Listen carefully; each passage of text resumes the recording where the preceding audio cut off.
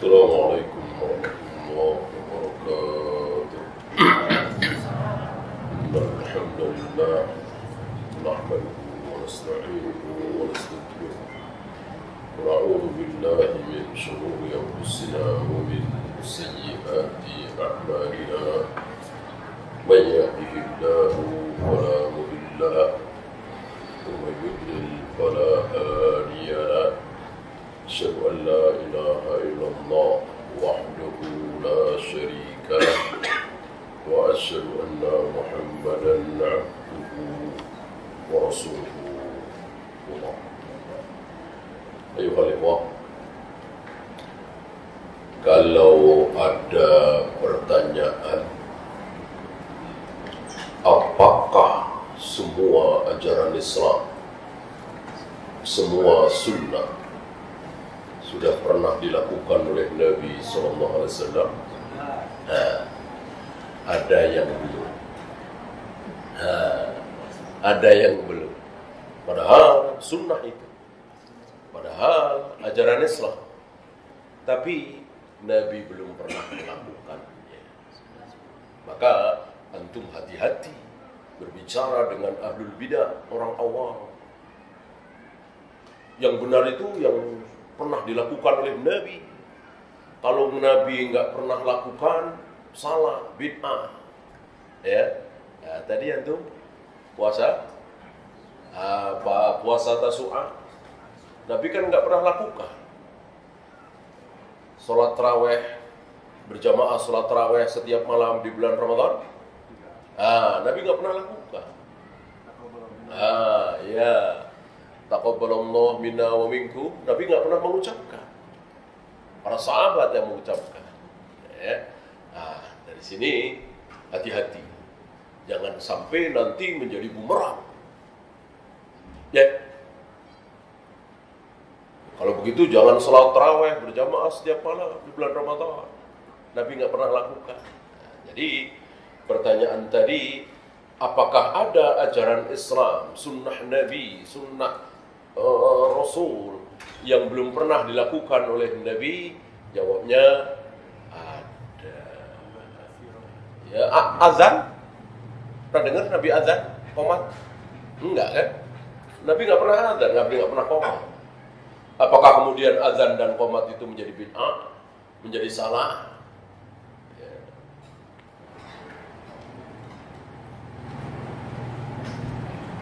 Nabi lurus rapat ketika berjamaah, nggak pernah juga. Orang nggak pernah jadi makmum, ya kan? Ya beliau kan jadi imam terus. Mau rapat sama siapa? Mau lurus sama siapa? Ya sekali-sekali pernah Abu Bakar di sebelah kiri beliau di sebelah kanan Abu Bakar. Ya. Nah, pagi ini insyaallah akan kita bahas apa saja ajaran Islam, sunnah Nabi, tapi Nabi sendiri belum pernah melakukan. Kalau waktunya cukup, insyaallah sekalian kita bahas Nabi melakukan ibadah itu, tapi tidak sunnah. Kita nggak boleh ikutan. Ya. Tapi Nabi melakukan ibadah itu, tapi kita ikut nggak boleh. Apa? Puasa wisol, ya kan? Boleh nggak kita ikut-ikutan Nabi puasa wisol? Nggak boleh. Nikah lebih dari 4, ya, sekaligus istrinya 4, lebih dari 4, kan tidak boleh. Nabi boleh. Dan seterusnya ada kira-kira 6 atau 7 ya. Kita yang pertama dulu, apa perbuatan sunnah ajaran Islam berpahala, tapi Nabi sendiri belum pernah melakukan. Ya. Dan Nabi tidak melakukan ini ada alasannya tentunya. Bukan karena beliau malas, bukan karena beliau tidak mau, Bukan karena beliau hanya bisa menyuruh, nggak bisa mengamalkan, nggak mau mengamalkan, tidak. Tapi ada alasan. Ambil contoh, berjamaah sholat tarawih setiap malam di bulan Ramadan. Kenapa Nabi nggak mau? Kenapa Nabi nggak lakukan setiap malam? Padahal itu sunnah. Jawabannya, aku khawatir nanti akan menjadi wajib. Aku khawatir berjamaah sholat tarawih ini akan diwajibkan oleh Allah. Karena selama ini trennya kan gitu. Ketika kaum muslimin, para sahabat sudah membiasakan, akhirnya wajib. Sebelum sholat 5 waktu, sudah ada sholat apa belum? Sudah. Sebelum sholat 5 waktu, sebelum Isra Mi'raj, sudah ada sholat. Berapa? 2 rakaat, 2 rakaat, 2 rakaat, 2 rakaat. Kapanpun bebas. Ya. Tidak dibatasi waktu, tidak dibatasi tempat. Nah, setelah para sahabat membiasakan diri sholat, lalu Allah wajibkan sholat 5 waktu. Gitu ya. Setelah para sahabat makin banyak yang meninggalkan khamar. Tadinya belum haram, tapi makin banyak, lalu diharamkan. Ya. Rijsum min amali syaitan. Minum khamar itu najis, perbuatan setan. Ya. Nah, beliau khawatir, beliau takut kalau setiap malam beliau dan para sahabat berjamaah salat tarawih di bulan Ramadan setiap malam, beliau khawatir nanti akan diwajibkan. Kalau diwajibkan, betapa banyak dari kita yang berdosa. Berapa banyak saudara-saudara kita yang bertambah dosanya. Yang berjamaah sholat 5 waktu saja banyak yang meninggalkan, apalagi ini 11 rakaat malam, bacaannya panjang gitu ya. Ini saking sayangnya, saking rahimnya Nabi kepada umatnya, beliau tidak mau umat ini terbebani kewajiban-kewajiban. Maka walaupun beliau ingin sekali berjamaah salat tarawih setiap malam di bulan Ramadan, beliau tahan. Kan pahalanya luar biasa. Seperti apa? Berjamaah salat tarawih bersama imam, pahalanya seperti kaqiyami lailatin. Seperti salat sepanjang malam. Mana mungkin beliau tidak ingin pahala seperti itu. Beliau kan manusia yang sangat tamak rakus terhadap pahala, terhadap ilmu, terhadap kebaikan akhirat. Kalau kita tamak rakus terhadap kebaikan dunia, harta, pangkat, jabatan, kedudukan, uang, beliau kebalikan. Beliau manusia yang sangat rakus, tamak terhadap pahala, kebaikan akhirat. Tentu beliau ingin sekali beliau dan para sahabat mendapatkan pahala seperti sholat sepanjang malam. Tapi beliau tahan. Ya. Demi agar umat beliau tidak jatuh ke dalam dosa. Jangan sampai ini menjadi wajib. Ini sekaligus menunjukkan kepada kita bahwa Rasulullah tidak berhak mengharamkan, mewajibkan. Beliau cuman menyampaikan. Yang mewajibkan, yang mengharamkan, yang menghalalkan Allah Rabbul Alamin. Beliau cuman menyampaikan.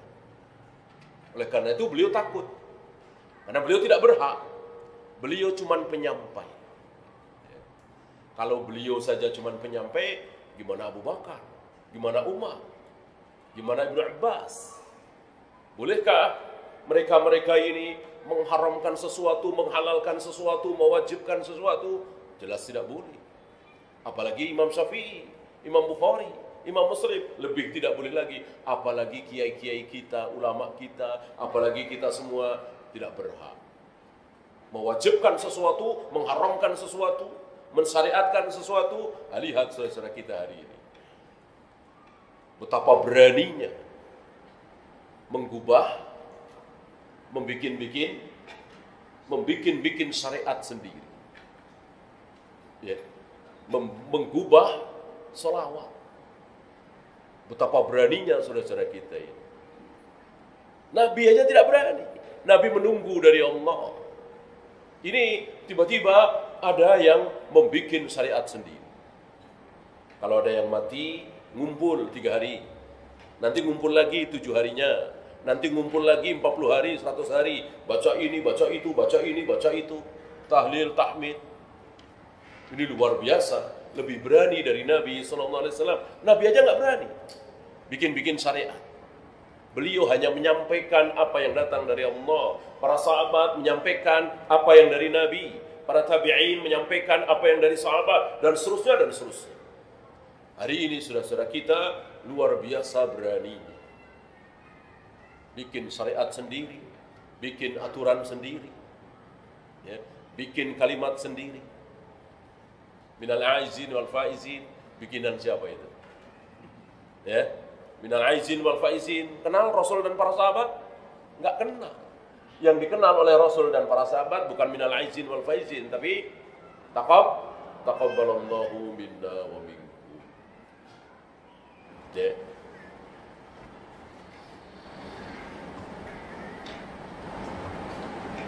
Apalagi?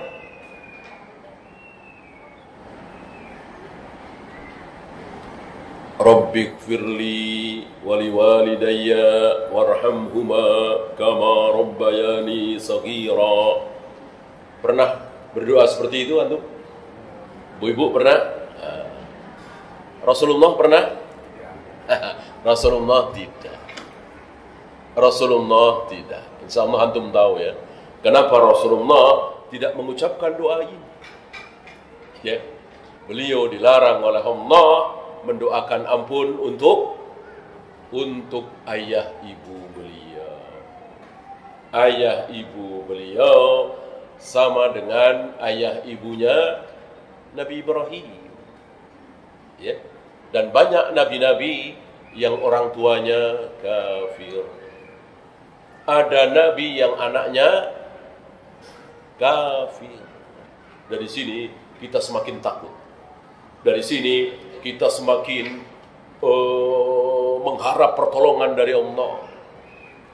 Bayangkan ayah seorang nabi, anak seorang nabi, Allah bikin kekal di neraka. Lah kita ini siapa? Kita ini siapa? Ayah kita, keluarga kita, kakek kita, boro-boro nabi. Ya, maka kalau anak seorang nabi disesatkan oleh Allah, kekal di neraka selama-lamanya, maka Allah membuat kita seperti itu mudah bagi Allah, kecil bagi Allah. Ya, walaupun barangkali di kiri kanan kita orang-orang soleh, keluarga kita orang-orang baik, orang-orang soleh, ahlu sunnah, tapi kita disesatkan oleh Allah, mustahil? Tidak mustahil. Maka jangan terlalu pede, jangan merasa soleh, jangan merasa aman. Selagi kita belum masuk surga, jangan pernah merasa aman. Antum jangan sekali-kali mengatakan, sudah 30 tahun lebih saya menjaga salat berjamaah 5 waktu. Sudah 20 tahun lebih saya selalu bangun malam, sholat tahajud plus witir. Sudah 25 tahun lebih saya ngaji sunnah. Sudah hampir 20 tahun dalam 1 bulan saya menghatamkan Al-Quran, kadang 2 kali. Lalu merasa aman. Bolehkah? Tidak boleh. Ya. Selagi kita belum masuk surga. Kalau sudah masuk surga, baru boleh merasa aman. Ya, terserah Allah. Ibu masih ingat ada orang yang akhirnya masuk neraka, padahal jarak dia ke surga tinggal sejengkal lagi, tinggal berapa senti lagi. Artinya dia ahlu sholat sunat, puasa sunat, apalagi yang wajib, ya sodakoh, ya baca Al-Quran dan seterusnya dan seterusnya. Tapi Allah menghendaki orang ini masuk neraka. Akhirnya di akhir hayatnya dia melakukan amalan ahli neraka, murtad misalnya. Akhirnya masuk neraka. Ada seperti itu? Ada. Mungkinkah itu menimpa diri kita? Oh, nggak mungkin. Kata siapa nggak mungkin? Wahyu dari mana? Nggak mungkin. Ya, tidak boleh kita merasa aman. Di sini kita terus berdoa, memohon, merengek, tidak merasa aman dengan ibadah kita, tidak merasa soleh, tidak merasa baik. Ya, sekelas Nabi Ibrahim, Nabi Ismail. Rabbana taqabbal minna. Ya Allah, terimalah amal kami. Ya Allah, terimalah amal kami. Sekelas beliau.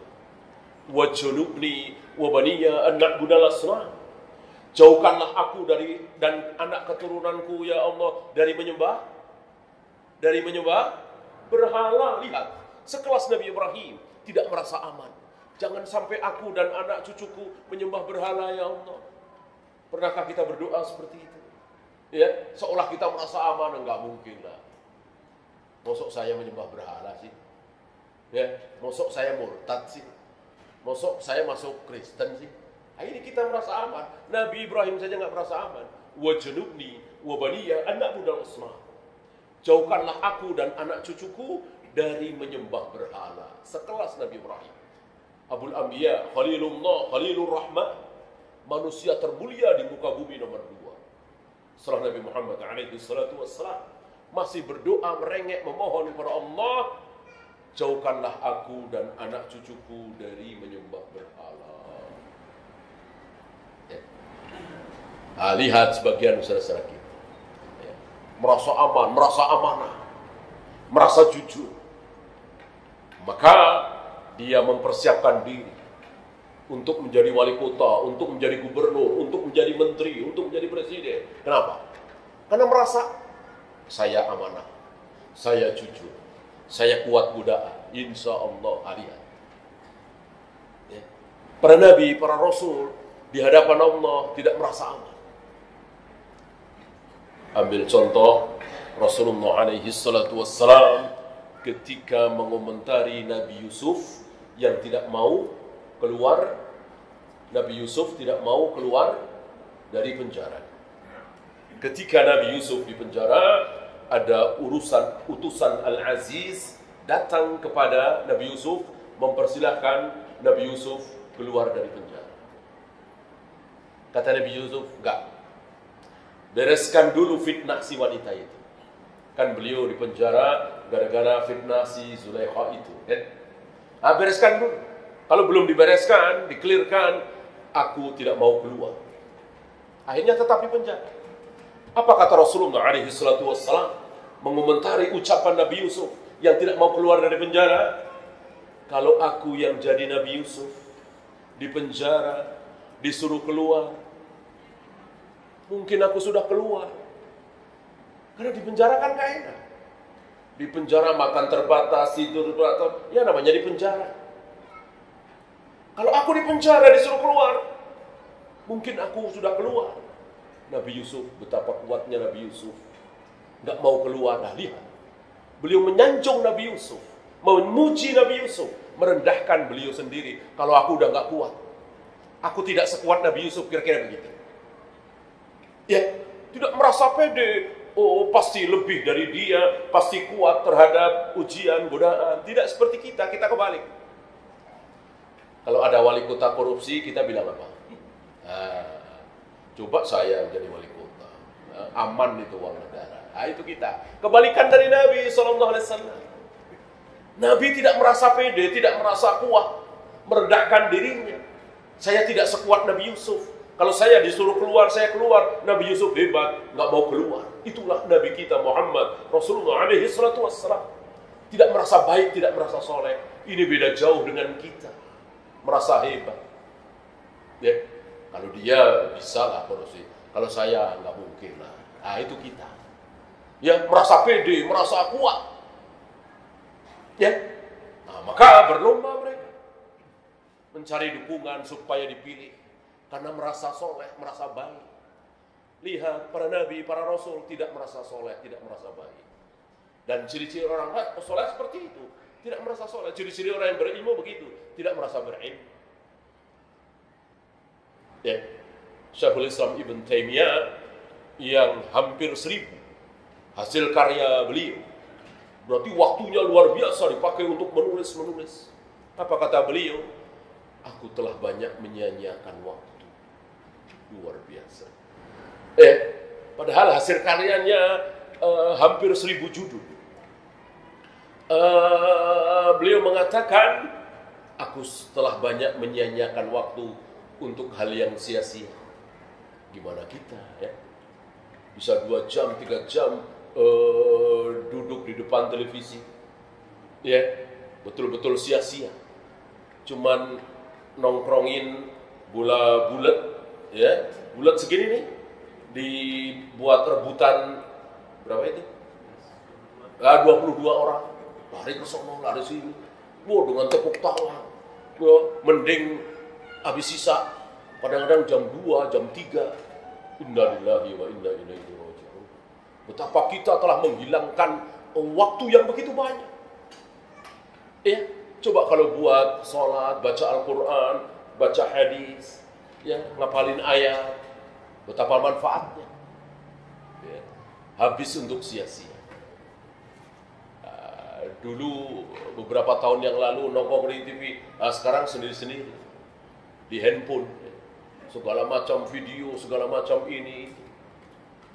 Musibah yang luar biasa. Kita telah banyak menghabiskan waktu, sedikit sekali membaca Al-Quran, menghafalkan ayat.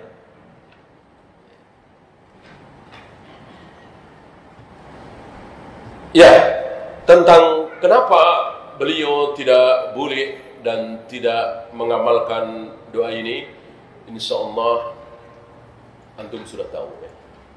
Semoga antum tidak terkena syubhat sebagian orang, sebagian ustadz yang mengatakan, yang menolak sabda Nabi bahwa ayahku sama dengan ayahmu, sama-sama masuk. Ayahku, kata Rasulullah ini, ketika ditanya oleh seorang Arab Badui, di mana ayahku berada ya Rasul? Nabi menjawab, ayahmu sama dengan ayahku, sama-sama masuk neraka. Ya. Sabda Nabi alaihi salatu wassalam. Jangan sampai kita menolak. Ini beliau sendiri yang mengatakan. Ya, barangkali ada sedikit pertanyaan, kenapa sih? Kan beliau tidak seperti Abu Jahal Abu Lahab. Kalau Abu Jahal Abu Lahab kan menolak dakwah beliau. Ya kan? Kalau Abu Jahal Abu Lahab jelas kafirnya. Kalau beliau gimana mau kafir? Orang Nabi belum lahir, ayahnya sudah meninggal. Nabi masih kecil, ibunya sudah meninggal. Dosa apa? Salah apa? Ini panjang pembahasan, sebetulnya bukan pembahasan kita, tapi sedikit bahwa sebelum Nabi lahir, di Mekah sudah ada dakwah tauhid apa belum? Sudah. Meneruskan siapa? Meneruskan dakwahnya Nabi Ibrahim, Nabi Ismail. Jadi Nabi Ibrahim, Nabi Ismail di Mekah itu bertauhid. Ya, kalau kata kita Islam, ya. Tauhid itu diajarkan kepada anaknya, kemudian cucunya, kemudian ke cicitnya, terus anaknya cicit, cucunya cicit, cicitnya cicit, terus sampai zaman Abu Jahal Abu Lahab. Masihkah ada yang bertauhid? Masih. Antum lupa Waraqah bin Naufal? Antum lupa bapaknya Sa'id bin Zaid, yaitu Zaid bin Amr bin Nufail? Ini mereka masih bertauhid, masih ada sisa, mungkin 2 atau 3. Berarti di Mekah itu tidak ada masa fatrah. Beda dengan di Mesir, di Syam, di Irak, itu ada masa fatrah. Masa di mana sudah tidak ada tauhid sama sekali. Kekosongan dakwah yang benar.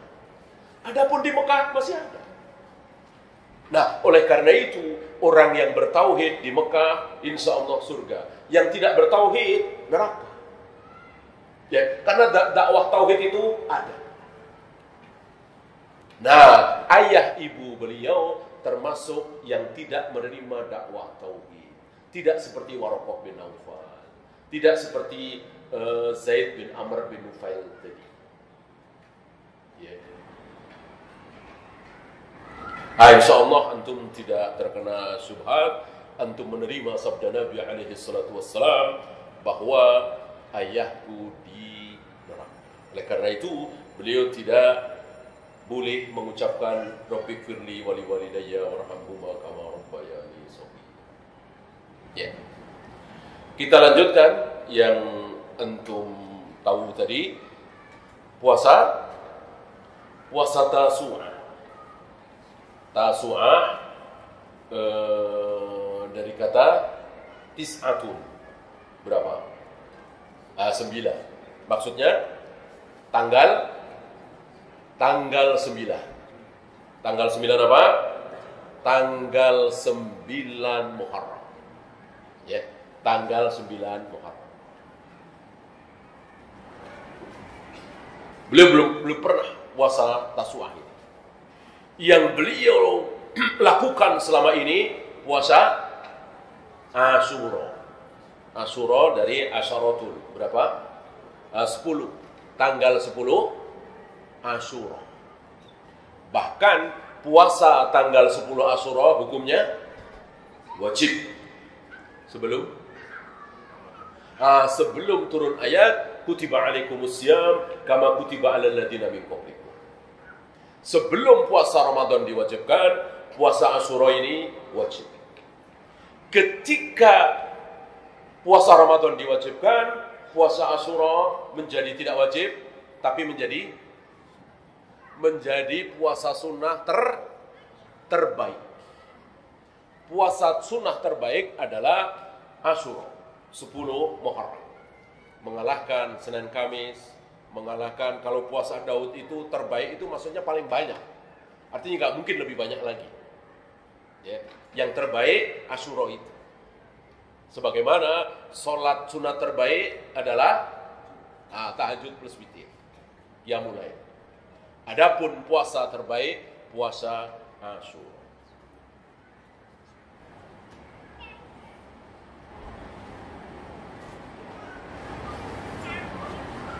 Kemudian ketika beliau tahu bahwa orang-orang Yahudi juga puasa Asyura, beliau, sebagaimana kita tahu, salah satu semangat beliau apa?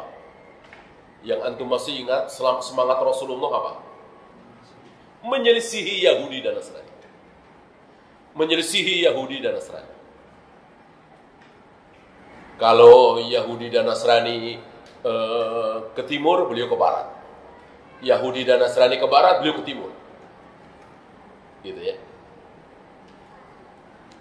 Kenapa beliau menyuruh kita sekali-sekali sholat pakai sendal, alas kaki?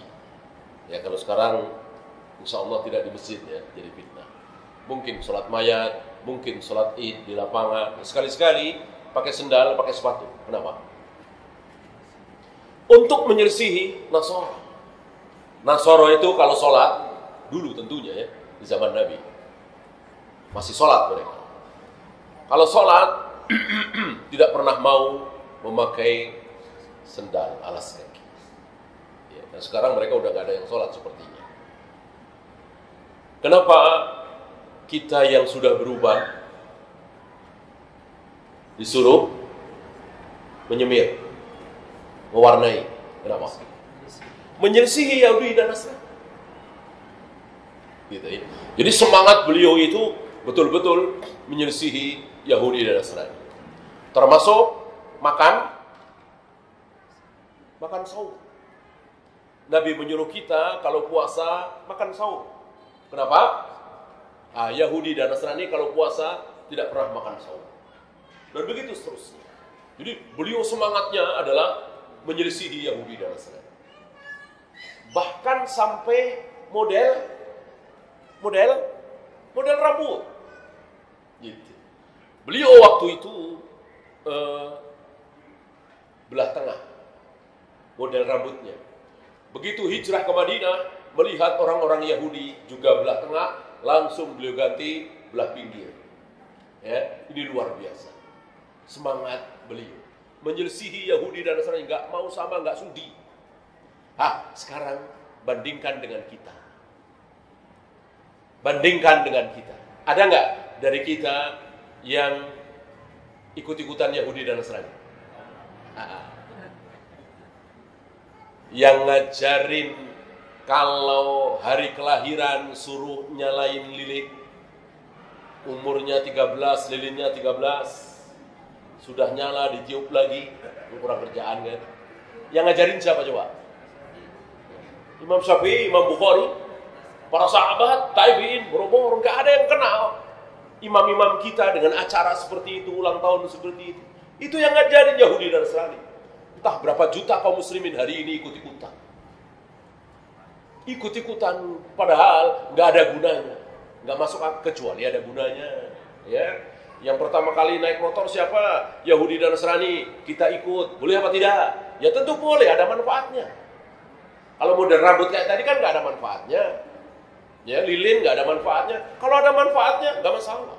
Yahudi dan Nasrani yang pertama kali pakai komputer, kita ikut-ikutan, nggak masalah. Itu ada manfaatnya.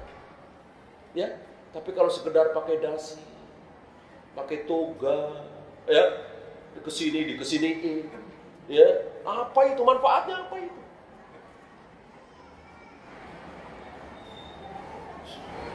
Panas-panas di lapangan, kita suruh lihat ke atas sambil meletakkan tangan di jidat. Apa manfaatnya coba? Apa manfaatnya coba? Begini panas-panas, ya? Siapa yang ngajarin itu kalau bukan Yahudi dan Nasrani? Oke? Kalau ada orang mati, benderanya separuh, setengah, apa hubungannya? Mati dengan bendera setengah tiang. Siapa yang ngajarin kalau bukan Yahudi dan Nasrani? Ya? Seperti ini sama dengan melempar jumroh, mencium hajar aswad, ya kan, wudu, tayamum. Apa gunanya? Akal nggak bisa cerna. Cuman kalau melempar jumroh, mencium hajar aswad, wudu, tayamum, ini disuruh oleh manusia termulia di muka bumi, Muhammad Rasulullah SAW, manusia yang seumur hidup tidak pernah bohong. Nah kalau begini, kalau ulang tahun, kalau setengah tiang, kalau banyak sekali, itu yang ngajarin Yahudi dan Nasrani. Dan kita ikut-ikutan. Ya. Nah, apa yang disabdakan oleh Nabi alaihi salatu wassalam betul-betul menjadi kenyataan. La tattabi'unna sunana man kana qablakum shibran bi shibrin wa dira'an bi dira'in. Bahwa kelak di akhir zaman kalian sejengkal demi sejengkal, sehasta demi sehasta akan mengikuti Yahudi dan Nasrani. Hingga ketika mereka masuk ke dalam lubang tok, sering diterjemahkan dengan biawak, la dakhaltumuhu. Kalian akan ikut masuk juga. Tok yang di padang pasir Nabi itu di tempatnya Rasulullah SAW itu mempunyai lubang-lubang yang dalam sekali. Orang yang mau masuk ke lubang dop itu nggak waras, gila. Orang waras nggak mau masuk itu. Tapi kalau yang masuk ke lubang dop itu Yahudi dan Nasrani, kalian akan ikut masuk juga, walaupun nggak waras. Ya seperti tadi, waras nggak? Jam 12 malam, muter-muter Sudirman, Tamrin, jam 12 malam ya, bukan jam 8, sambil niup trompet. Ya, karena besok 1 Januari, kira-kira waras nggak? Jam 12 malam. Ya, sama istrinya, apa anaknya. Ini gila dari mana ini? Ini luar biasa gilanya. Tapi karena Yahudi dan Nasrani yang mencontohkan, kita ikut-ikutan. Subhanallah wa riyadzubillah. Betul-betul kita yakin Rasulullah Muhammad SAW betul-betul Nabi, betul-betul Rasul. Ucapan beliau terbukti. Gila, tidak waras, konyol, tapi itu dilakukan oleh Yahudi dan Nasrani, kita ikut-ikutan. Ya. Ngundang 500 orang tamu terhormat, disediakan makanan yang enak, minuman yang lengkap, tapi tidak ada satupun kursi. Kira-kira waras nggak? Kira-kira gila nggak? Ya kan? Coba kalau ada orang datang ke rumah kita, yang pertama kali kita persilahkan apa? Duduk kan, silakan duduk kan. Nggak mungkin begitu datang, silakan ambil tehnya, silakan ngopi, pasti duduk. Duduk ngobrol, baru ada teh, ada kopi, ada kue-kue kan gitu. Ini nggak ada satupun. Ya, dan tidak syak lagi yang pertama kali mengadakan acara seperti ini, ngajarin seperti ini, apa namanya? Standing apa? Standing party Yahudi dan Nasrani. Dan anehnya kalau itu dilakukan oleh suku apa misalnya, Aborigin misalnya, atau Hindu lah, atau kaum muslimin nggak ikut. Betul-betul ini sabda Nabi menjadi kenyataan. Yang diikuti oleh kaum muslimin selalu yang Yahudi dan Nasrani. Kalau Buddha, Hindu enggak. Kaum muslimin enggak pernah ikut. Kalau Yahudi dan Nasrani, kaum muslimin ikut. Shadaqah Rasulullah sallallahu alaihi wasallam. Ya.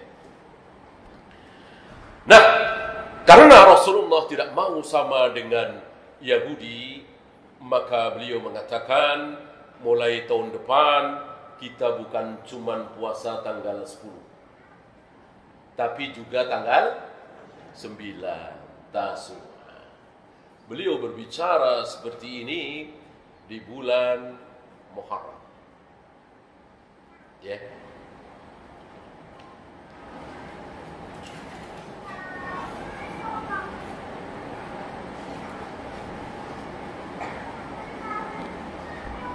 Muharram, habis Muharram, Safar. Kemudian Rabiul Awal, 3 bulan. Kira-kira 3 bulan atau 80 hari sekian dari beliau berbicara seperti ini, beliau wafat. Tanggal berapa beliau wafat? Bulan apa?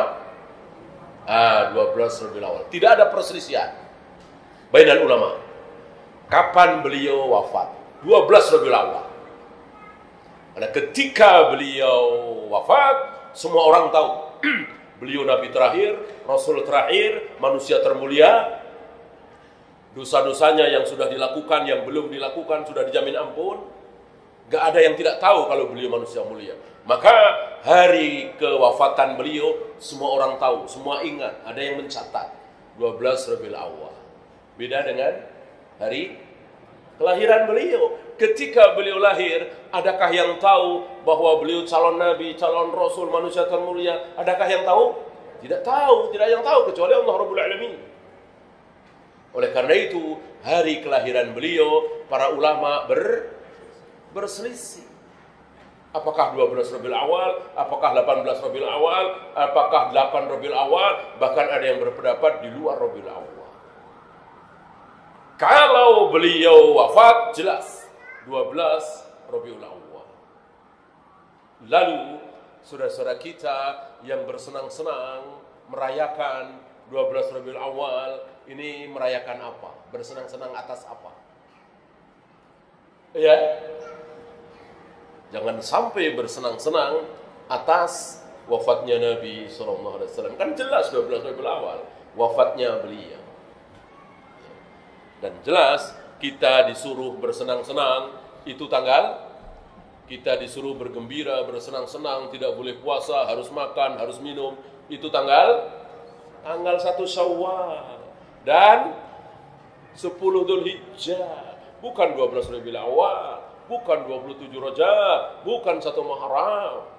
Yang kita disuruh bersenang-senang Idul Fitri dan Idul Adha, 1 Syawal dan 10 Dzulhijjah, 11, 12, 13.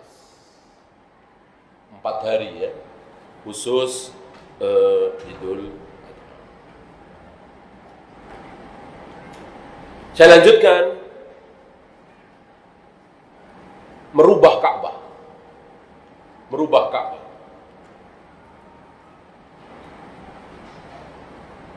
Ka'bah di zaman Nabi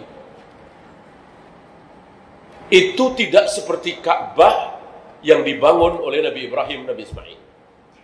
Dan Nabi tahu, diberitahu oleh Allah lewat Jibril tentu.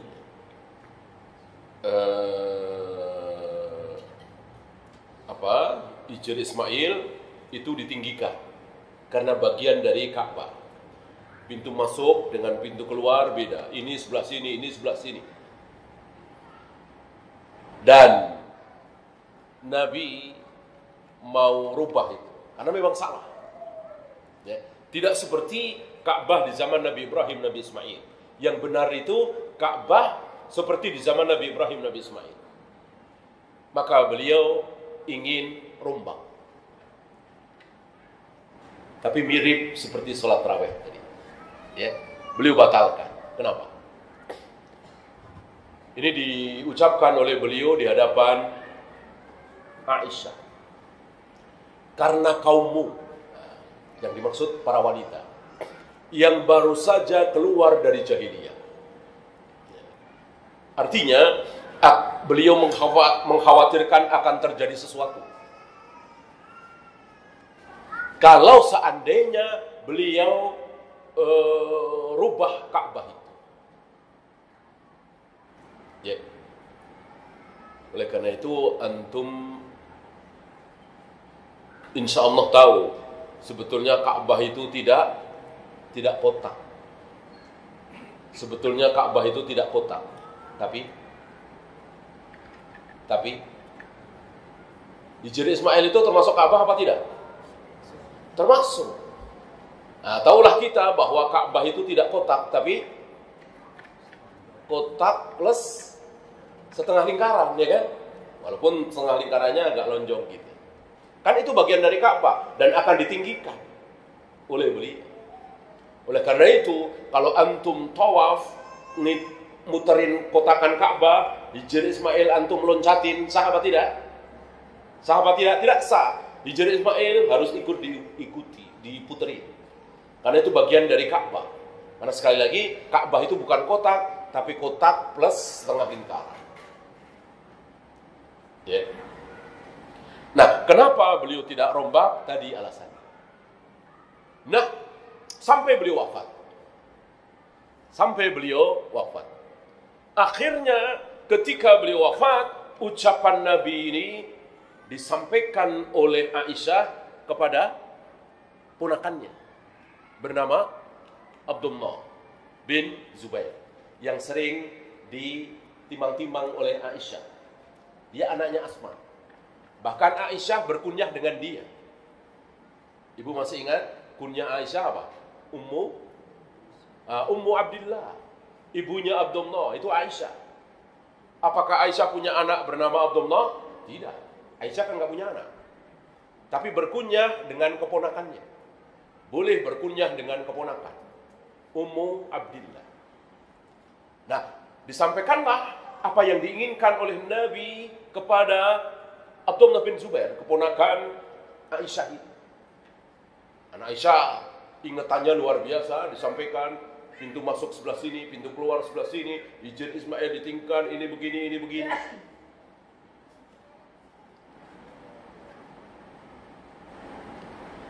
Qadarullah Abdullah bin Zubair akhirnya menjadi khalifah. Menarik kisah tentang beliau. Jadi waktu itu kaum muslimin pecah secara kekuasaan dunia. Bukan secara manhaj, bukan secara akidah. Adapun secara akidah, secara manhaj tauhid tidak pecah. Ini pecah secara kekuasaan. Jadi waktu itu Abdullah bin Zubair menguasai, menjadi khalifah, menguasai seluruh negeri Islam kecuali Syam. Syam dikuasai oleh Muawiyah. Ini sepeninggal Ali bin Abi Thalib.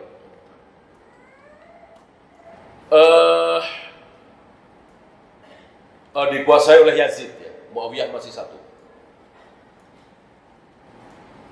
Lama-lama Abdullah bin Zubair kehilangan kekuasaan. Akhirnya hanya menguasai Mekah, Madinah. Lama-lama kekuasaannya berkurang lagi, pasukannya tidak kuat, akhirnya cuma menguasai Makkah. Lama-lama berkurang lagi, beliau cuma menguasai Masjidil Haram. Akhirnya berkurang lagi, terus digempur oleh pasukan siapa? Hajjaj bin Yusuf. Akhirnya menjadi di sekitar Ka'bah. Dan pasukannya bercerai-berai. Satu yang setia di belakang beliau. Siapa? Asma binti Abu Bakar. Ibunya. Kasih sayang seorang ibu menyertai anaknya sampai istilahnya ujung tanduk. Udah di ujung tanduk. Dan akhirnya kan ditangkap. Akhirnya digantung, akhirnya dibunuh. Luar biasa. Ya. Nah, ketika beliau berkuasa, beliau rombak Ka'bah itu.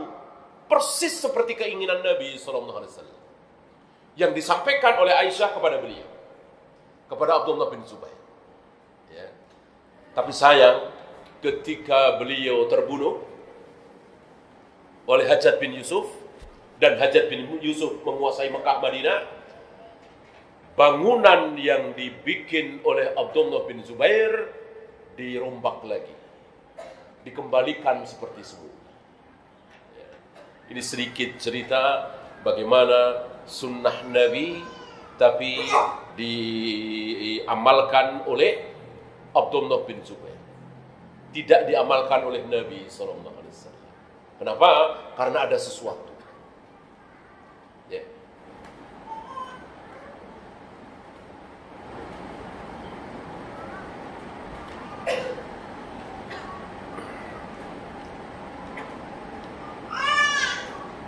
Ya, antum kalau ada pertanyaan boleh disiapkan. Saya lanjutkan sedikit. Sekarang perbuatan Nabi, kalau tadi kan sunnah, tapi belum pernah dilakukan oleh Rasulullah SAW. Nah sekarang bukan sunnah, tapi dilakukan oleh Rasulullah SAW. Ya, tadi sudah ketemu satu apa tadi? Puasa wisal.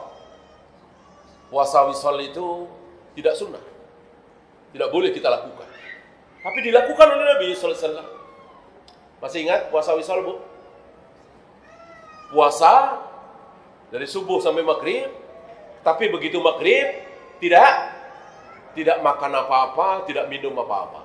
Wisal itu nyambung. Ya, terus sampai besok. Itu sering dilakukan oleh Nabi SAW, dan beliau melarang para sahabat beliau, termasuk kita semua, berpuasa wisal. Ini menunjukkan bahwa ada perbuatan Nabi, ibadah Nabi, tapi bukan sunnah. Kita tidak boleh mengikuti, kita tidak boleh mengamalkan. Ya. Ada lagi selain puasa wisal?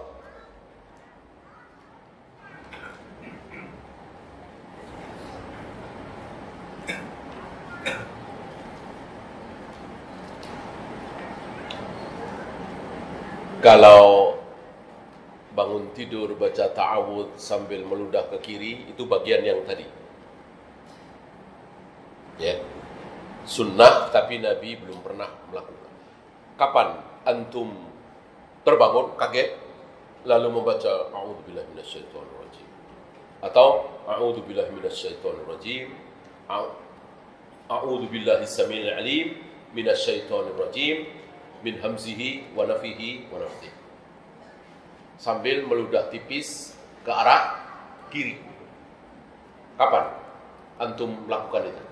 Sunnahnya ketika mimpi buruk. Ketika mimpi. Ini tidak pernah dilakukan oleh Nabi SAW. Ya, tidak pernah dilakukan oleh Nabi SAW. Kenapa? Ya kan sunnah kan berarti. Ajaran Islam, ajaran Nabi kan sunnah. Tapi Nabi tidak pernah melakukan ini. Kenapa? Nabi tidak pernah mimpi buruk. Seluruh Nabi, seluruh Rasul, mimpinya adalah wahyu. Mana ada wahyu buruk? Ya. Wahyu pasti baik. Gitu. Nah, kalau kita, mimpi kita ada 3. Ada tahwifus syaitan, ada hadithun nafsi, ada busra minallah. Ada takwifus syaitan, itu mimpi buruk. Biasanya mimpinya menakutkan. Nah, setan itu jin yang membuat kita mimpi buruk. Atau hadithun nafsi. Ya. Apa yang ada di pikiran kita lalu kebawa mimpi. Ini nggak ada artinya. Yang terakhir yang ada artinya yaitu busra minallah. Kabar gembira dari Allah. Adapun para nabi, para rasul, semua mimpinya adalah wahyu. Oleh karena itu, ketika Allah memerintahkan Nabi Ibrahim untuk menyembelih anaknya Ismail, cuma lewat mimpi. Inni ara fil manam anni azbahuka. Fandur madza tara. Aku lihat dalam mimpiku, wahai Ismail, bahwa aku menyembelih engkau. Cuma mimpi. Tapi Nabi Ibrahim yakin, Nabi Ismail yakin, ini adalah wahyu. Karena mimpi seorang Nabi adalah wahyu. Ya, karena waktu tidak banyak, kita bersoal jawab saja.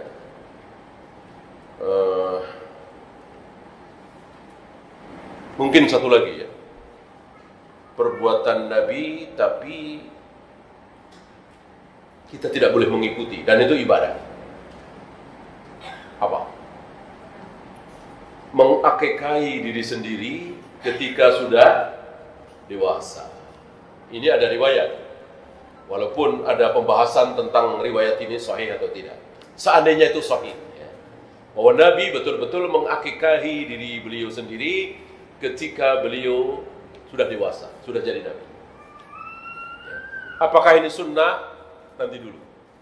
Untuk mengatakan itu sunnah harus lihat siapa kira-kira? Lihat para sahabat. Kan tidak mungkin para sahabat meninggalkan sunnah Nabi. Tidak mungkin. Sahabat itu manusia yang paling semangat melaksanakan sunnah Nabi. Seandainya mengakikahi diri sendiri saat sudah dewasa, sunnah tentu dilakukan oleh Abu Bakar, Umar, Utsman, Ali, Zubair, Talha, Abu Hurairah, Aisyah. Gak ada riwayat. Para sahabat mengakikahi diri mereka sendiri ketika sudah dewasa. Ya, kan mustahil. Sunnah Nabi, syariat Islam, kok sahabat tidak melaksanakan? Mustahil.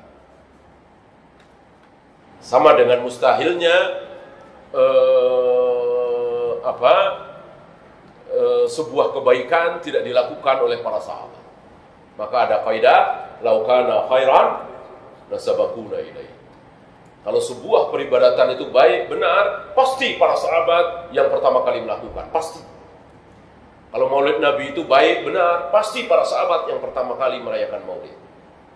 Kalau mentahlilkan kematian 3 hari, 7 hari, 40 hari, 100 hari itu baik, benar, tentu para sahabat yang pertama kali melakukan. Kalau mengucapkan minal aizin wal faizin setelah salat Id itu baik, benar, tentu para sahabat yang pertama kali melakukan, dan begitu seterusnya. Ya.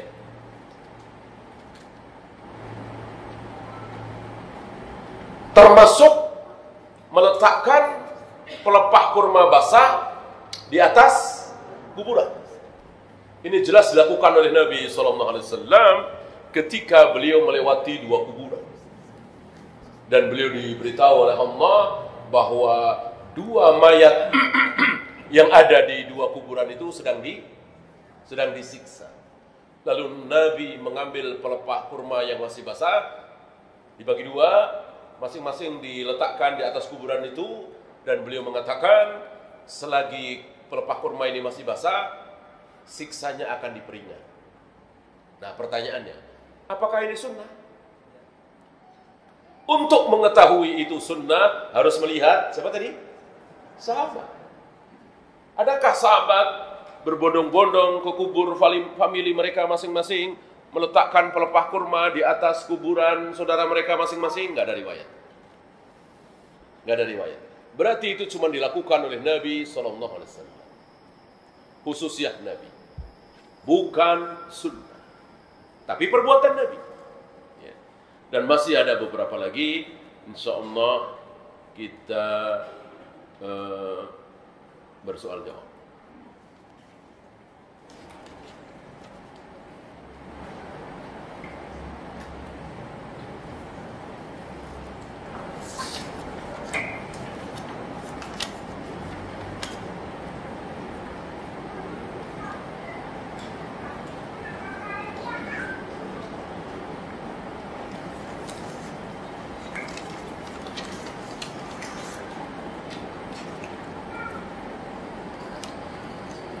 Ada saudara yang masih merayakan ulang tahun, sholat pakai niat, termasuk puasa diajarkan kepada anaknya pakai niat.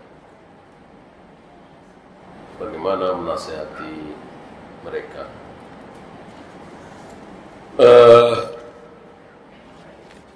Mungkin akan lebih baik diajak ngaji. Biasanya kalau kita sendiri yang ngomong, apalagi di hadapan orang tua, mertua, paman, bibi yang lebih tua, ada sesuatu. Walaupun tentu boleh-boleh saja dan bagus. Tapi dengan diajak ngaji, dengar langsung dari ustadz-ustadznya, insya Allah. Duduk, ya kan? Siap mendengar, insya Allah. Jadi bukan kita yang nyeramai. Di samping itu, di dalam majelis itu ada apa? Di dalam majelis itu ada apa? Ada keberkahan. Kan malaikat-malaikat menaungi majelis ilmu, ya kan? Nah, insya Allah dengan keberkahan majelis.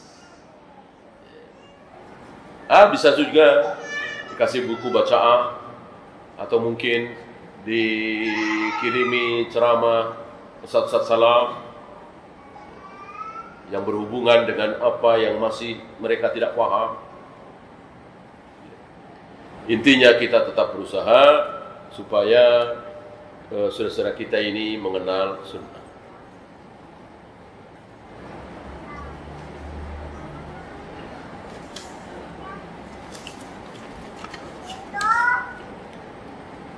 Terkait sholat Jumat di zaman Utsman bin Affan, azan 2 kali. Apakah boleh dilakukan pada saat ini? Tidak sepakat. Tidak sepakat. Beda dengan sholat taraweh berjamaah setiap malam di bulan Ramadan. Sepakat semua. Tidak ada satupun yang membantah. Ya. Itu kan pertama kali dilakukan di zaman Umar. Di zaman Nabi tadi, sholat berjamaah tarawih itu dalam sekali Ramadan paling 2 malam. Kadang pernah 3 malam. Di zaman Abu Bakar masih seperti itu. Di awal-awal zaman Umar masih seperti itu. Satu ketika Umar masuk ke masjid pas malam bulan Ramadan, ada yang sholat sebelah sana, ada yang sholat sebelah sini, ada yang berjamaah beberapa orang. Lalu Umar mengatakan, mulai besok kalian jangan sholat tarawih sebelum datang Tamim Ad-Dari atau Ubay bin Ka'ab. Mulai besoknya seluruhnya bermakmum kepada Tamim Ad-Dari. Kadang-kadang Ubay bin Ka'ab. Setiap malam di bulan Ramadan sampai Umar wafat, diteruskan di zaman Utsman, sampai Utsman wafat, diteruskan di zaman Ali, Muawiyah, ya terus sampai hari ini. Tidak ada satupun para sahabat yang tidak setuju. Termasuk ketika awalnya sedikit berdebat, apakah Al-Quran ini mau dikumpulkan dalam satu mushaf. Akhirnya sepakat, tidak ada yang membantah. Termasuk ketika Ali bin Abi Thalib mengatakan, kita perangi kaum muslimin ini. Karena apa? Karena dia menyimpang, karena tidak taat kepada Amirul Mukminin. Dia Khawarij. Tidak ada satupun yang bantah. Termasuk ketika Abu Bakar memerangi orang-orang Islam yang tidak mau bayar zakat. Awalnya Umar tidak setuju, akhirnya setuju. Akhirnya sepakat semua. Nah, adapun adzan Jumat 2 kali, ini tidak semua sepakat. Ya. Banyak sahabat yang membantah. Salah satunya yang sangat vokal adalah Ibnu Umar. Membantah keputusan Utsman, tidak setuju kalau adzan Jumat 2 kali. Karena di zaman Nabi sekali, di zaman Abu Bakar sekali, di zaman Umar sekali, di zaman Utsman 2 kali. 2 kalinya ini yang pertama jauh dari waktu duhur dan dilakukan di pasar untuk memperingatkan kepada kaum muslimin bahwa hari ini hari Jumat. Tidak seperti yang kita saksikan di beberapa masjid sekarang ini.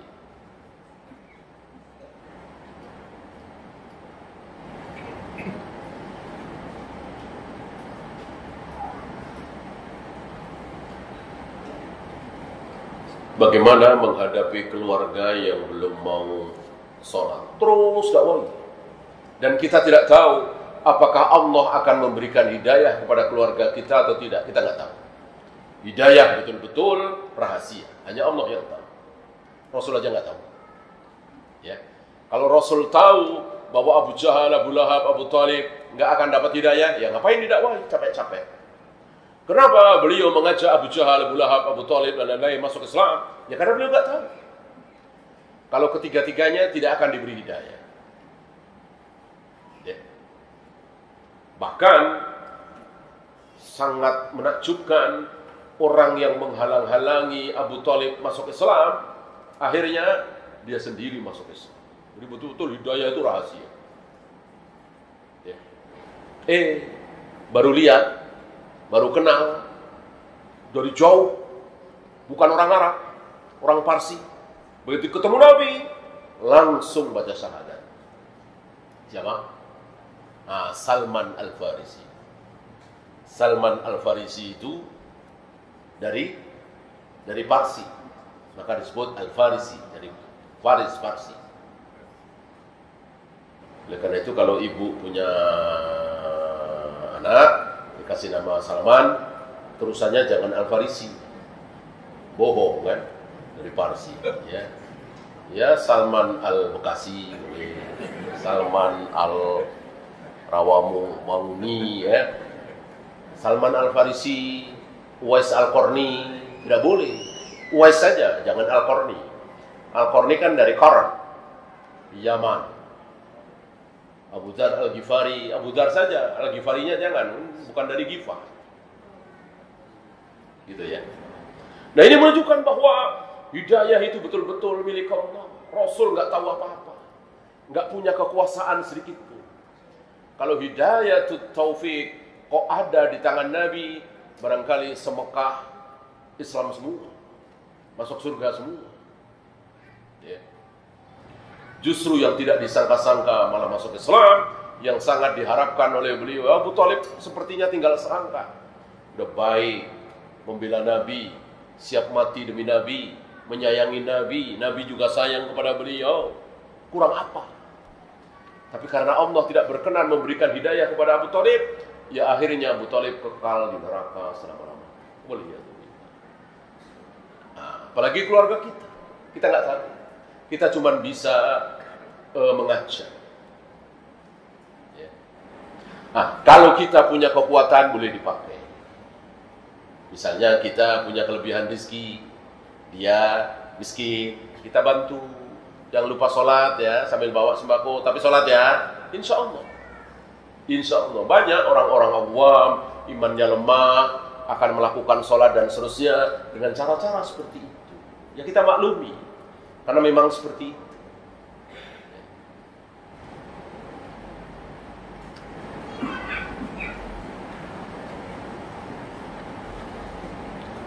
Bagaimana jika merasa di badan ada jinnya? Kalau ada jin itu pasti. Adakah manusia yang dalam dirinya tidak ada jinnya? Nggak ada. Satu manusia, satu jin. Jin apa namanya?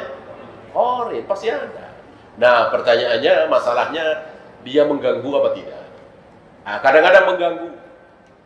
Mengganggu yang dimaksud aneh ya. Aneh. Bukan mengganggu, misalnya tiba-tiba kita ngomong pakai bahasa Aceh misalnya, padahal kita nggak bisa bahasa Aceh, itu kan aneh. Tiba-tiba gemeteran badan kita, gitu misalnya, aneh, bukan? Bukan?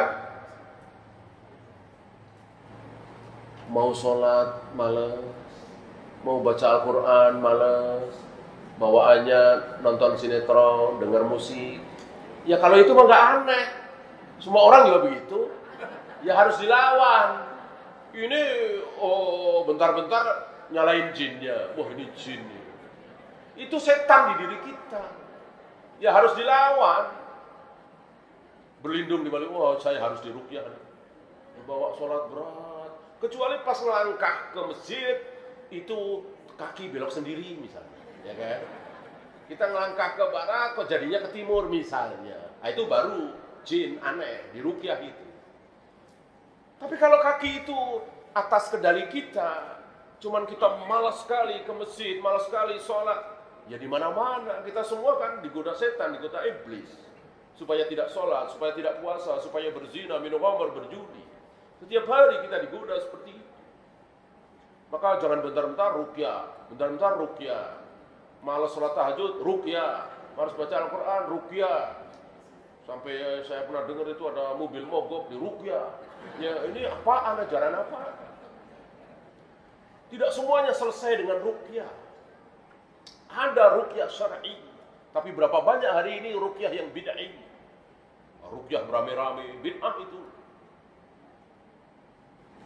Ngeruqyah keroyokan. Pikir dia setannya takut kalau kita keroyok rame-rame baca Al-Fatihah. Enggak. Sunnah tetap kita amalkan. Wa idza quri'al Qur'an fastami'u lahu wa ansitu. Kalau Al-Qur'an dibaca, dengar. Diam, dengarkan. Ya kalau rame-rame siapa yang dengar? Satu. Jadi meruqyah itu satu orang, ada orang lain di situ ya dengerin. Jadi jangan sedikit-sedikit ruqyah. Apakah bersiwak itu sama dengan menggosok gigi? Iya. Iya. Jadi menggosok gigi, membersihkan mulut dan gigi ini bagian dari sunnah. Cuman ada kelebihan siwak. Ya. Antum pernah gosok gigi di mobil? Atau sambil nyetir pas macet gitu? Enggak kan? Kalau siwakan bisa nggak? Iya, sambil nyetir, macet, lampu merah, siwakan dulu, ya kan? Antum pernah gosok gigi sebelum takbiratul ihram? Nggak bisa kan? Kalau siwakan bisa. Jadi ada kelebihannya. Gitu. Dan beberapa ikhwan merasakan itu, manfaat siwak itu. Sebelum biasa siwak, itu 4 bulan, 5 bulan harus apa istilahnya itu, ke dokter gigi itu, yang karang gigi itu. Nah, begitu pakai siwak rutin, enggak. Ya mungkin bisa lama, 2 tahun lebih, gitu ya. Insya Allah, sunnah Nabi pasti membawa berkah, pasti baik.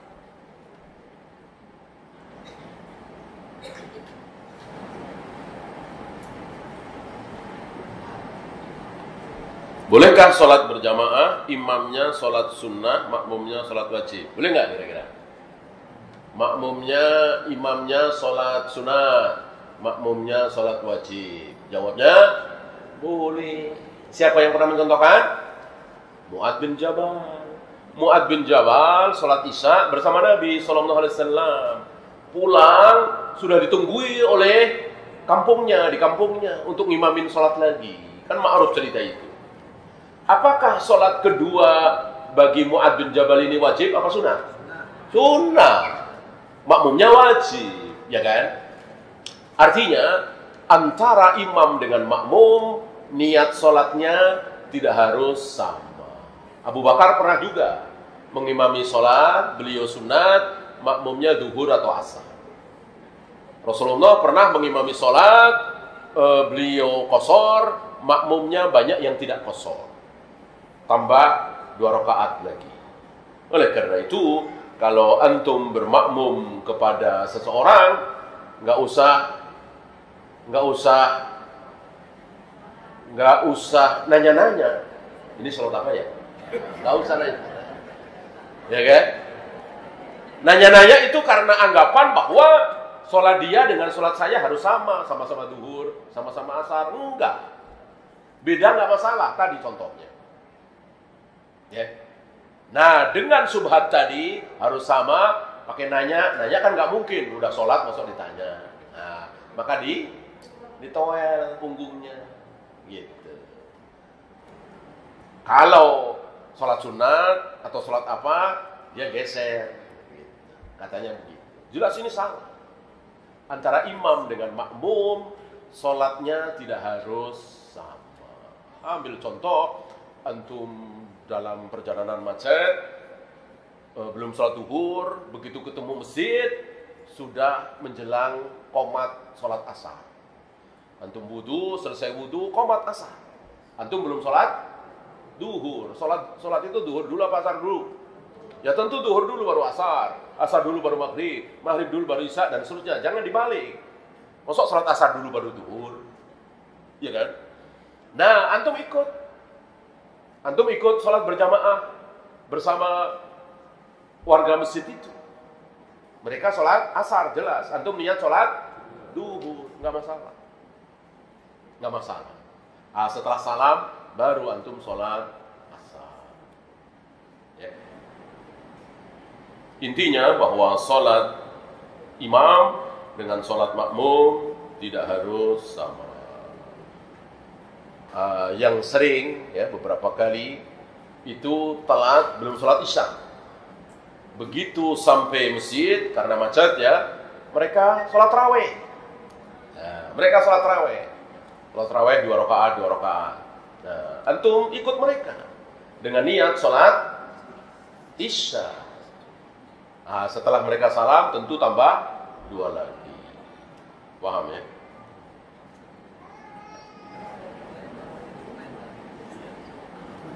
Bagaimana cara mendoakan orang tua yang dicontohkan oleh Rasulullah? Ayat tadi diperintahkan oleh Nabi, walaupun Nabi tidak melakukan. Tapi diperintahkan oleh Nabi. Kan sunnah itu bukan cuma fi'liyah. Sunnah itu ada 4. Ada fi'liyah perbuatan Nabi ya. Ada lagi qauliyah, ucapan Nabi. Nabi nggak pernah melakukan, tapi beliau mengucapkan, lakukan ini. Itu sunnah. Kemudian takririyah. Takririyah itu diamnya Nabi terhadap apa yang dilakukan oleh para sahabat. Ya. Seperti para sahabat mengatakan manusia terbaik setelah para nabi itu Abu Bakar, kemudian Umar, kemudian Utsman. Nabi dengar itu, Nabi diam. Maka kalimat itu sunnah. Kalimat itu benar.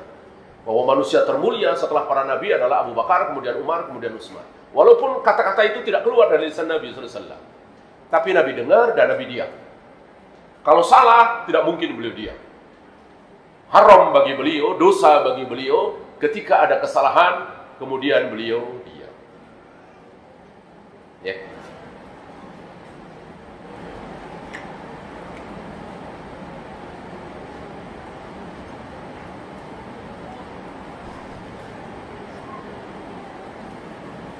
Bagaimana kalau kita masuk ke masjid berjamaah tetapi imamnya terlalu cepat? Terlalu cepatnya itu seperti apa? Kalau masih ada tumakninah, nggak masalah. Nggak masalah. Allahu Akbar. Sami Allahu liman hamidah. Allahu Akbar. Ini kan cepat ya. Tapi ada tumakninah. Tumakninah adalah berhenti. Ada berhenti. Yang tidak sah kalau tidak ada tumakninahnya, nggak ada berhenti. Nabi mengibaratkan seperti ayam mematok makanan. Ayam mematok makanan kan nggak ada berhentinya kan? Tuk, nggak mungkin tuk kan nggak mungkin. Langsung kan? Allahu Akbar, sampai Allah liman hamidah. Itu nggak sah.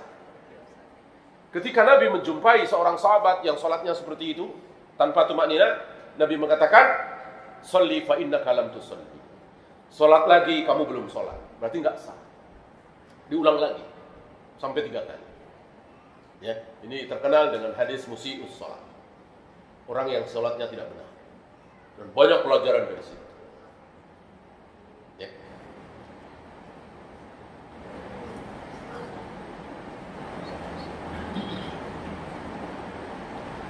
Bagaimana dengan perayaan Maulid? Nah, ini salah satu dalil yang mereka pakai, justru dalil tersebut menampar mereka sendiri. Dan begitulah ciri-ciri ahli bid'ah. Kullama istadalla firqatun bidalilin. Setiap kali satu firqah ahli bid'ah pakai dalil, justru dalil itu menghancurkan mereka sendiri. Salah satu dalil yang mereka pakai untuk merayakan Maulid adalah ketika Nabi berpuasa hari Senin. Beliau ditanya, "Ya Rasul, kenapa engkau berpuasa hari Senin?" Nabi menjawab, "Karena hari Senin adalah hari kelahiranku." Hari Senin adalah hari kelahiranku. Dan jelas ini sahih. Nah, mereka berdalil dengan dalil ini. Lihat tuh. Nabi memperingati hari kelahiran beliau hari Senin kan? Ini luar biasa bodohnya. Sejak kapan merayakan sebuah hari pakai? Sejak kapan merayakan sebuah hari pakai puasa? Di mana-mana merayakan sebuah hari itu pakai makan-makan, minum-minum, merayakan Idul Fitri, merayakan Idul Adha. Boleh nggak puasa? Tidak boleh, haram. Merayakan sebuah hari adalah dengan makan-makan, dengan minum-minum, dengan kegembiraan. Masa merayakan sebuah hari pakai puasa? Ini keblinger tentunya. Ya, itulah kebodohan. Ya, dan begitu ahli bid'ah ini diselimuti dengan kebodohan. Mereka tidak sadar. Lalu, kenapa beliau hari lahir beliau puasa hari Senin? Ya, apa hubungannya dengan 12 Rabiul Awal? Kan? Kenapa terus dilarikan ke 12 Rabiul Awal? Ya ikuti aja beliau puasa hari Senin kalau mau dan Kamis. Kenapa dilarikan kemana-mana? Itulah ahli bid'ah. Mereka cari dalil setelah dibid'ahkan, baru cari dalil.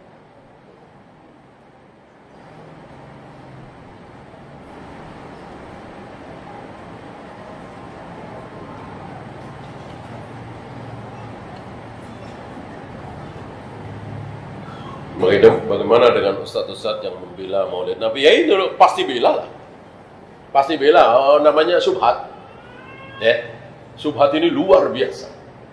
Kalau pelacur, pezina, penjudi, pemabuk, pengedar narkoba, kita bilang di hadapan mereka narkoba haram, zina haram, judi haram, mereka menerima apa menolak?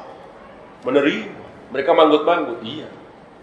Zina memang haram, berjudi memang haram.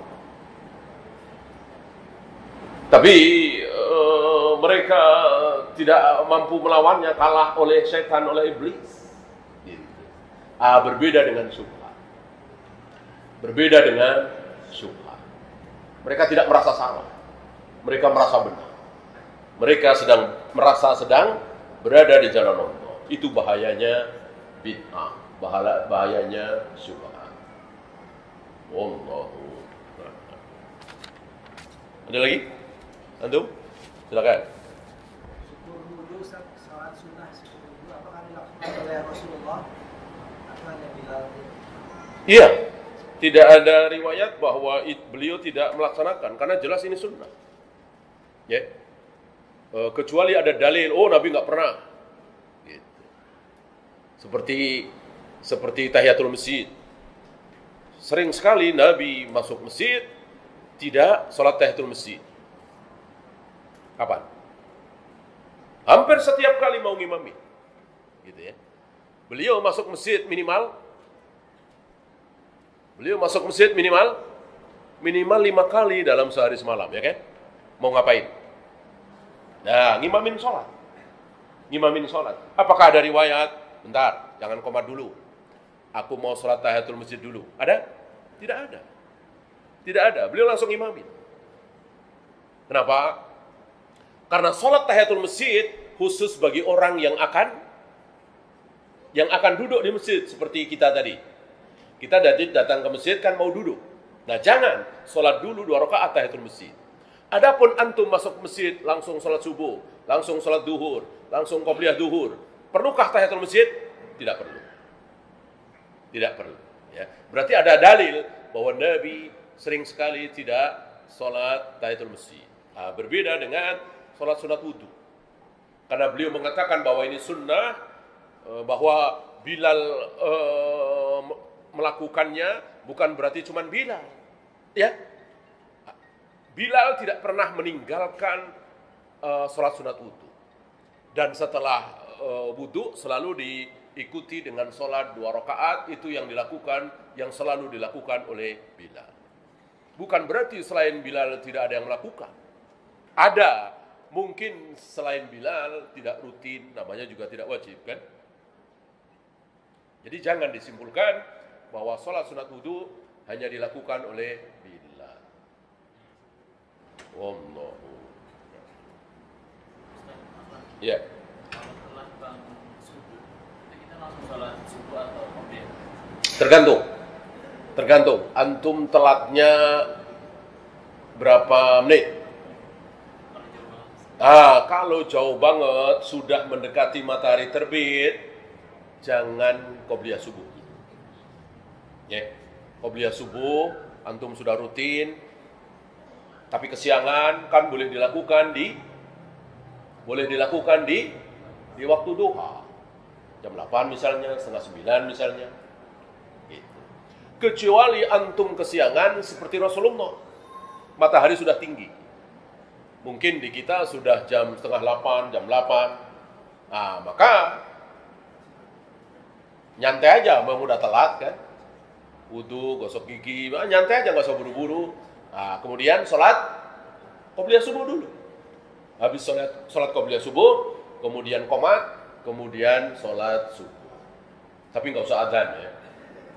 Untuk adzan subuh jam 8. Ya. Kalau qomat ya. Gitu. Ya. Mendawamkan membaca surat Al-Mulk tiap malam, apakah itu ada dalil atau memang bagaimana? Saya tidak tahu dalil yang sahih ya. Kalau yang nggak sahih kan ya bertebaran ya. Saya tidak tahu. Ya kalau mau baca saja. Tapi jangan menentukan, jangan mensyariatkan. Artinya antum memang pengen mau baca. Dan akan lebih baik ganti malam berikutnya surat apa gitu. Karena man iqtada faqad syara'a. Barang siapa yang menentukan apa yang tidak ditentukan oleh Allah dan Rasulnya, berarti dia telah membuat syariat sendiri. Kalau itu ada dalilnya. Ya. Insyaallah setahu saya dalilnya sahih. Yang ada dalilnya kita ikuti. Ya. Baca ayat kursi setiap kali selesai habis sholat fardu, kan jelas ada dalilnya. Kalau yang nggak ada dalilnya jangan.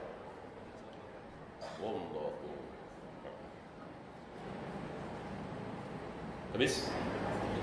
Lagi? Iya, kalau habis kita akhiri. Mudah-mudahan yang sedikit ini bermanfaat. Kita tutup. Subhanakallahumma wa bihamdika asyhadu an la ilaha illa anta astaghfiruka wa atubu ilaik. Assalamualaikum warahmatullahi wabarakatuh.